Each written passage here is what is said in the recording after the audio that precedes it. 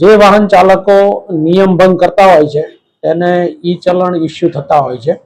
તો ઘણા કિસ્સામાં એવું ધ્યાન ઉપર આવેલ છે કે જે વ્યક્તિને ઈ ચલણની જે મેસેજ મળતા હોય છે તેઓ થર્ડ પાર્ટી પ્રાઇવેટ એપ્લિકેશન, દાખલા તરીકે કાર24 એ ટાઈપની એપ્લિકેશન ઉપર જઈ અને દંડ ભરપાઈ કરતા હોય છે ઓનલાઈન.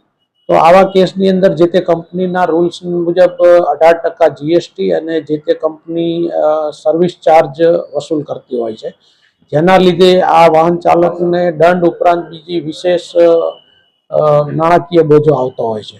તો આમાંથી બચવા માટે અમે અપીલ કરીએ છીએ કે ઈ ચલણની જે તમે ભરપાઈ કરો છો એ આવી કોઈ પ્રાઇવેટ થર્ડ પાર્ટી એપ્લિકેશનનો ઉપયોગ નહીં કરો, પરંતુ જો 90 દિવસની અંદર તમારે દંડ ભરવાનો હોય ઓનલાઈન તો echallan.parivahan.gov.in જે વેબસાઇટ છે સરકારી, એના ઉપરથી દંડ ભરો. અને 90 દિવસ પછી છે તો એમાં તમે vcourt.gov.in છે એના ઉપરથી ભરી શકો છો.